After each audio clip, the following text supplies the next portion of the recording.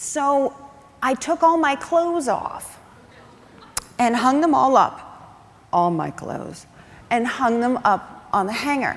And what you need to know is that I weighed 250 pounds at the time. And don't linger on that image too long. You know, stepping out from behind the camera and stepping in front of it has been so much fun. You know, but it's more than fun. It's really gratifying. Twice a week, we're putting inspirational videos on atouchoфencouragement.com. You'll feel at home here on Touch of Encouragement. Come and see us right now at atouchoфencouragement.com. I'm a wife, I'm a mother, a writer, and a producer, a loyal friend, a pretty good storyteller, a lousy housekeeper, and a mediocre cook. And her name is Martha Williamson. Martha Williamson is executive producer of the hit CBS series. Martha Williamson joins us, executive producer of TV's Touched by an Angel. Well, for 9 years, I'd wake up in the morning, and if I read something in the news or I saw it on TV and it moved me, I had the power to put it on television the very next week. I pretty much stopped seeing my therapist altogether. I mean, when you're spilling your guts to 20 million people, why pay one more to listen to you? 20 million people had an appointment with us every Sunday night to hear what we had to say. And that audience hasn't gone anywhere. Now, with a touch of encouragement, I'll be getting personal. I don't have any really terrific hostess ideas or gourmet cuisine tips. That's the other Martha. I'm a storyteller. I'm a good storyteller. It's nice to know when you can do one thing really well, and that's something I know I can do, and I love doing it. Let's face it, who doesn't want a better economy and more money and a new Christmas dress every year? But looking back, there's only one Christmas dress in my life that I remember.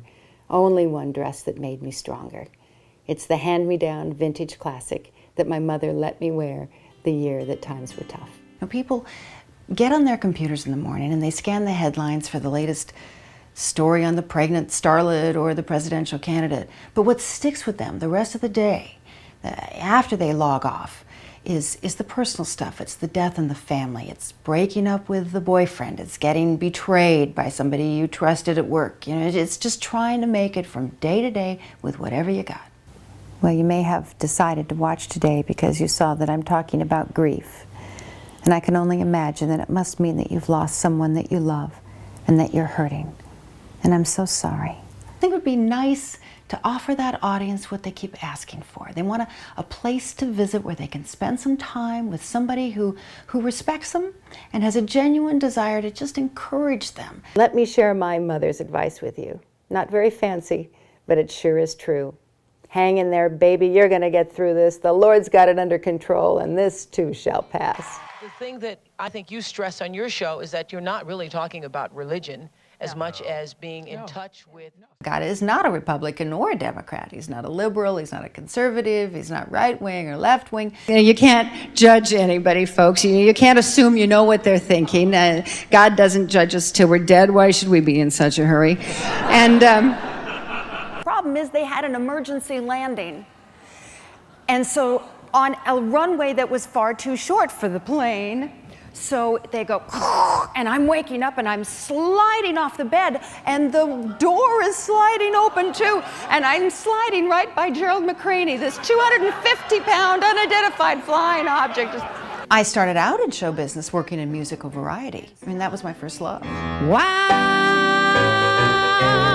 high life has stepped into my Great idea. Will you be producing for CBS again? That's right. I'm working on a new series for CBS, and then I'm doing a movie based on that wonderful award-winning song that Randy Travis did, The Three Wooden Crosses. He hates it when I talk like this about what a great guy he is.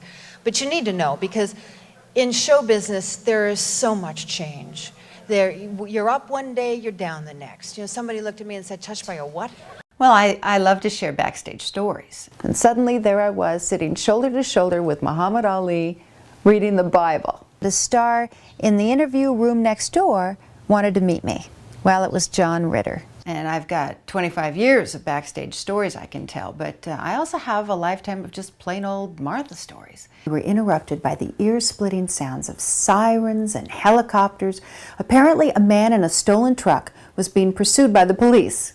And he tried to escape by following a road that dead-ended right at our wedding site. This is my original hair color, and I pay good money for it. I don't know what's under here. I don't want to know. He lost his wedding ring in the Pacific Ocean, and we knew that even as we were speaking, it was floating down, down, down, down, because it was me on that plane wearing that parka. I was the one who'd received the midnight call and packed in the dark and raced out to catch the next plane. It was my mother who had died that morning. People really seem to appreciate them because they're usually going through the same stuff that I went through. I know what it's like to wake up in the morning and the first thing you think about, you avoid the mirror, you don't want to look in it because you know you got to lose 100 pounds, which I had to do. On the night before the dog sled ride, somebody from the cruise slipped a note under our door, and I picked it up. It said, "Due to the weight of your party, we will be required to add an additional cartage fee to add extra dogs."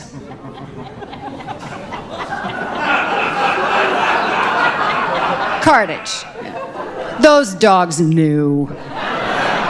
I mean, you can't con a dog, you can't bribe a dog, you can't put on black pants with vertical stripes and fool the dog. It's but more than fun.